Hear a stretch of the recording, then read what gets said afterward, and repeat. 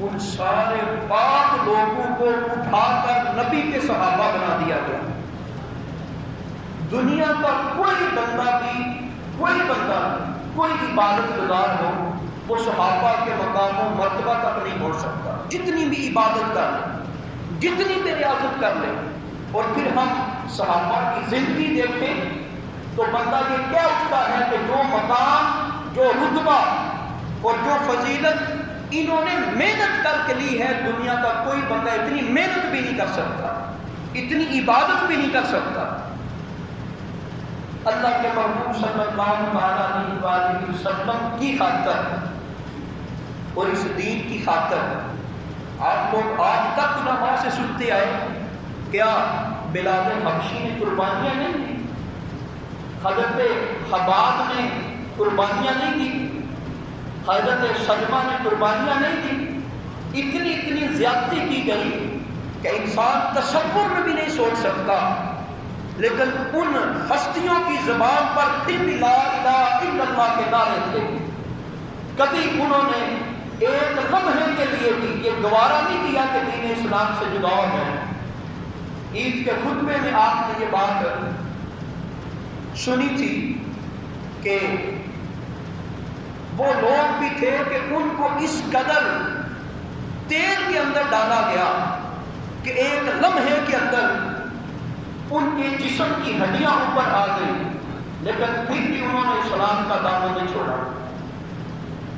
ایک وہ وقت بھی آیا کہ جب اسلام کی طرف سے یہ حکم دیا گیا، ماں کو چھوڑ دو، باپ کو چھوڑ دو، بیوی بچوں سے جدا ہو جاؤ، زمین ساری مکے میں رکھ دو، سونا جائیداد مال و دولت عشرت مرتبہ مقام جاہ و حشمت اپنا رتبہ اپنا نسب سب کوئی مدینے میں رکھ، مکے میں رکھ دو، اور اللہ کے رسول کی خاطر ہجرت کو نکل پڑو۔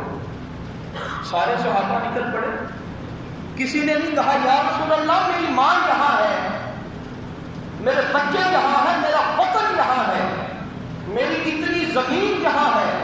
اور یہ بھی نہیں تھا کہ کل پتہ نہیں والدین ملیں گے کہ نہیں ملیں گے، یہ زمین بھی پتہ نہیں ملنی ہے کہ نہیں ملنی ہے، سب کوئی چھوڑ دینا اللہ کے رسول کی خاطر اور رب کے دین کی خاطر۔ یہ صرف صحابہ کرام کا مرتبہ ہے، صحابہ کرام کا رتبہ ہے۔ اور پھر اگلوں کا معاملہ دیکھیں، ہمارے اندر کوئی بندہ بھی اتنی ایمان کی طاقت نہیں رکھتا۔ جب نبی پاک صلی اللہ علیہ وسلم مدینہ منورہ پہنچ گئے ہجرت کے بعد، تو یہ جو مکے والے تھے یہ تو صرف جسم لے کے آئے تھے، اور جو جسم کے اوپر کپڑے ہیں صرف وہ جوڑا لے کے آئے تھے، کوئی دولت نہیں لے کے آئے تھے، کوئی چیز نہیں لے کے آئے تھے۔ ان صحابہ سے اللہ کے محبوب نے بھائی بھائی بنا دیا، کہا کہ یہ ایک مکے والا لیا اور ایک مدینے والا لیا، کہا کہ تم لوگ آپس میں بھائی بھائی بن گئے ہو۔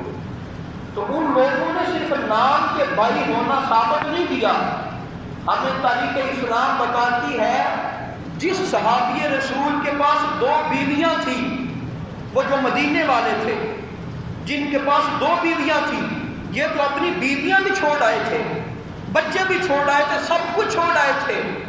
اس صحابی رسول نے کہا یہ 2 بیویاں ہیں، جس کے اوپر ہاتھ رکھو اسی کو میں طلاق دے دیتا ہوں، تم اس سے نکاح کر دو۔ میرے پاس اتنی پیلیاں زمین ہے، اتنے کھجور کے باغ ہیں، آؤ باغ میں جاتے ہیں، جس باغ کے اوپر ہاتھ رکھو گے وہ باغ آپ کا ہو جائے گا۔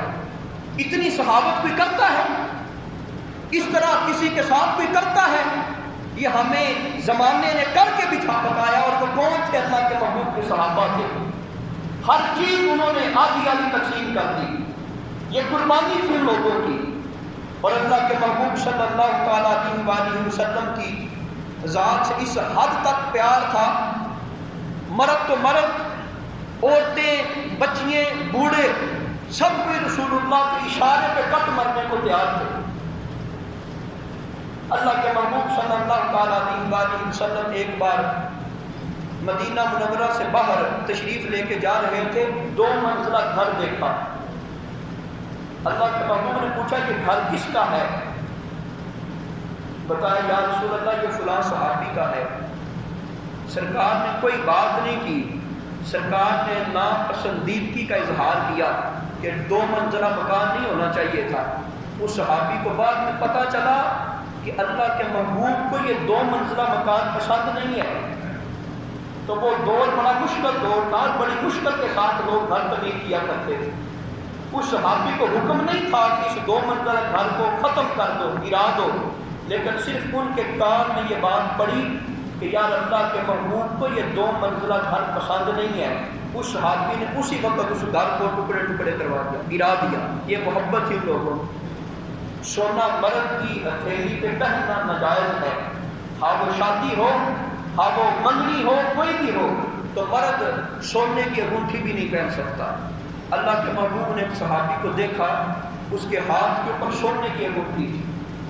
سرکار نے اس کے ہاتھ سے پکڑی، انگلی کو پکڑ کے اس انگوٹھی کو اتارا اور پھینک دیا. کہا کہ مرد چاندی استعمال کر سکتے ہیں. اس صحابی کو کہا گیا کہ یہ سونا مرد استعمال نہیں کر سکتے لیکن عورت استعمال کر سکتی ہے. اس سونے کو اٹھا دو اور جاؤ جا کے بیگم کو دے دو، اس کو بیچ کے کوئی اور کام کر دو. اس صحابی نے کہا نہیں، جس چیز کو ایک بار اللہ کے محبوب نے اتار کے پھینک دیا میں اس کو کبھی نہیں اٹھاؤں گا. یہ پیار تھا ان لوگوں کا، یہ چاہت تھی ان لوگوں کی. اللہ کے محبوب منبر پہ ایک بار فرما رہے تھے صحابہ بیٹھ جاؤ، صحابہ بیٹھ جاؤ. کچھ صحابی کھڑے تھے. ایک صحابی ایسے تھے جن کا ایک پاؤں مسجد کے دروازے کے اندر تھا، دوسرا باہر تھا. ان کے کان میں آواز پڑی اللہ کے محبوب کہہ رہے ہیں بیٹھ جاؤ، وہ وہیں پہ بیٹھ گئے. انہوں نے یہ نہیں کہا کہ ایک قدم اٹھا کے آگے کر لوں، کہا نہیں، مجھے اللہ کے محبوب نے حکم دیا بیٹھ جاؤ تو میں جہاں پہ بھی ہوں میں بیٹھ گیا ہوں. یہ پیار تھا ان لوگوں کا، یہ چاہت تھی رسول اللہ صلی اللہ علیہ وسلم سے. حضرت ام حبیبہ سرکار کی بیوی ہیں اور باپ ان کا مکے کا سردار ہے. ایک بار وہ ملنے کے لیے آ گیا. حضرت ام حبیبہ نے کہا کہ ابھی آپ نہ بیٹھیں. اس باپ کے دل میں یہ بات آئی کہ میرے لیے میری بیٹی نیا بستر لے کے آئے گی، کیونکہ میں مکے کا سردار ہوں اور میں اس کا باپ ہوں، میرے لیے نیا بستر لے کے آئے گی. لیکن انہوں نے وہ بستر کلوز کر دیا. کہا کہ اب بیٹھ جائیں. مورخین لکھتے ہیں وجہ اس میں کیا تھی. وجہ یہ تھی حضرت ام حبیبہ کہنے لگی اے ابا جان، بے شک آپ سردار ہیں مکے کے، بے شک آپ قریش والوں کے سردار ہیں، لیکن یہ وہ بستر ہے جس پہ کبھی کبھی سرکار آ کے بیٹھتے ہیں، میں پسند نہیں کرتی. اس بستر پہ آپ کا جسم لگے جس بستر پہ اللہ کے نبی بیٹھا کرتے تھے. ایک صحابی سرکار کا پلان باندھا کرتے تھے. یہ اونٹ کے اوپر وہ پلان باندھا جاتا ہے بیٹھنے کے لیے، وہ پلان باندھا کرتے تھے. ایک دن اس صحابی نے نہ باندھا. اللہ کے محبوب نے پوچھا کیا ہو گیا ہے، آپ نے وہ پلان کیوں نہیں باندھا؟ کہا یا رسول اللہ میرا وضو نہیں تھا. یار بندہ اس صحابی سے پوچھے تو نے قرآن کے ورقے کو ہاتھ لگانا ہے. رب تو کہتا ہے قرآن کو بغیر وضو کے نہیں چھو سکتے، وضو ہو تو پھر قرآن کو چھوئیں. یار وہ تو لکڑی ہے، اس کے ساتھ تو کبھی کبھی ہو سکتا ہے گوبر بھی لگ گیا ہو، کبھی کبھی جانور نے پوچھ ماری ہو. لیکن وہ صحابیوں نے ہمیں بتایا کہ اے لوگوں، جس چیز کا تعلق اللہ کے نبی کے ساتھ ہو ہم تو بغیر وضو اس کو ہاتھ نہیں لگاتے. یہ ادب تھا صحابہ کا. اور بخاری مسلم کی یہ حدیث پاک ہے. اللہ کے محبوب صلی اللہ تعالیٰ علیہ وسلم جب وضو کیا کرتے تھے تو سرکار کے وضو کے پانی کا ایک قطرہ بھی صحابہ زمین پہ نہیں گرنے دیتے تھے. یعنی آپ تصور کرو، یہ ممکن ہی نہیں ہے، عقل سوچے یہ ممکن ہی نہیں. وضو کے دوران کوئی نہ کوئی قطرہ زمین پہ گر جاتا ہے. ایک بندو نے وضو کرنا ہے تو وضو اس نے جو کیا ہے اس کا کوئی نہ کوئی قطرہ جو ہے وہ گر سکتا ہے زمین پہ.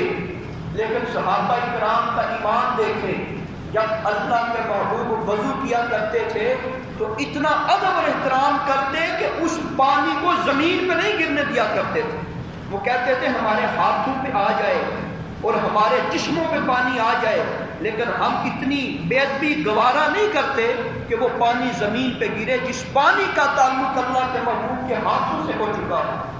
اور پھر جن صحابہ کو پانی مل جاتا ان کے بارے میں آرے ہو جاتے اور جن کو پانی نہ ملتا وہ اس صحابی کے ہاتھ سے ہاتھ مس کر کے اپنے چہروں پہ باندھ دیتے تھے، اور صحابہ اکرام نفرت نہیں کیا کرتے تھے۔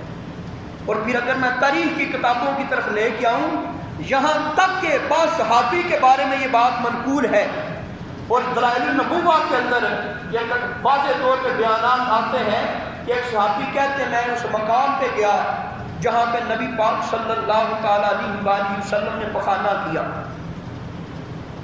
وہاں میں نے دیکھا کہ مجھے کوئی بھی گندگی کی چیز نظر نہ آئی۔ میں اس مقام پہ گیا، کہتے مجھے کوئی گندگی کی چیز نظر نہ آئی، لیکن جس مٹی کے ڈھیلے سے اللہ کے محبوب نے طہارت کی تھی، اس مٹی کے ڈھیلے سے بڑی اعلیٰ قسم کی خوشبو آ رہی تھی۔